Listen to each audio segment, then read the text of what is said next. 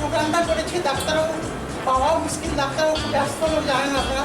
তো ওনাকে পেয়েছে, এটা আমাদের ধন্যবাদ, এই জন্য ওনাকে আমার অশেষ ধন্যবাদ জানাই। আর আপনারা এই দুদিন আমাদের ট্রেনিং আছে, কালকেরও আছে, এই ট্রেনিংয়ে আপনারা সহযোগিতা করবেন।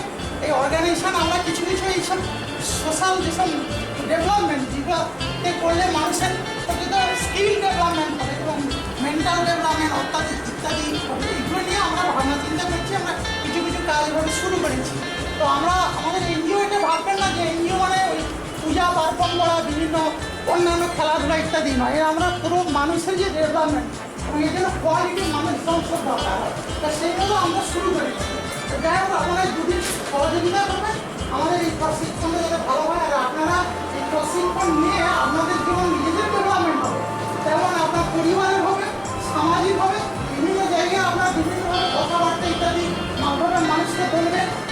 এতটুকু হলে তো আপনারা জানতে পারবেন, তো সেটা আমাদের অনেক কাজে লাগে। এইটুকু আমাদের অর্গানাইজেশনে আসা, পরবর্তীকালে আমাদের সঙ্গে সহযোগিতাও রাখবেন। বিভিন্ন আমাদের প্রোগ্রামের কিছু আগে নিউট্রিশন বলো, বায়োডাইভার্সিটি বলো, এবং আর আমাদের খুব বিশেষ বিশেষ ডাক্তারবাবু বা ডক্টরের মানুষজন এসে এখানে ক্লাস যাই হোক, আপনারা এসেছেন, আপনাদের আমরা অত্যন্ত ধন্যবাদ জানাই। এইভাবে আমার বক্তব্য শেষ করতে ডাক্তারবাবু আছেন, ডাক্তারবাবু একটু বেশি দীর্ঘায়িত করছি না, যেহেতু সময় অনেক অতিক্রান্ত, আপনারা অধৈর্য হয়ে পড়েছেন। এবারে সরাসরি ডাক্তারবাবু আছেন, উনি ওনার এই যে ব্যবস্থাপনা, এই ব্যবস্থাপনাকে দীর্ঘায়িত করে আপনাদের বোঝা অভিযোগ সমস্ত প্রশ্ন উত্তরের মাধ্যমে আপনারা বিনিময় করে ডাক্তারবাবুর কাছ থেকে সব কিছু জেনে নিতে। আমি doctor Iftekhar Ranjan, Calcutta national medical college Chittaranjan হাসপাতালের সাথে যুক্ত। আর আমি একজন মনোরোগ বিশেষজ্ঞ। আপনারা যারা এখানে সবাই এসছেন, সবাই দেখছি, তো বিবাহিত কতজন আছেন?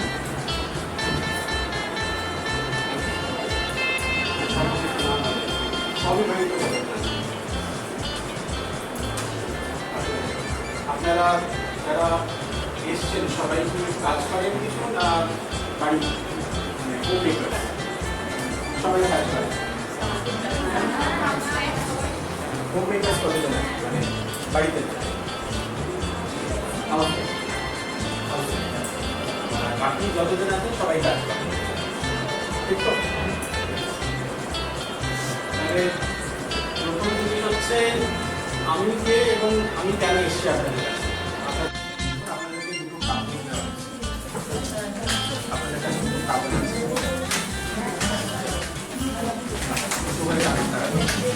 একটা সাদা কাগজ আর একটা কাগজের উপরে কিছু একটা লেখা আছে।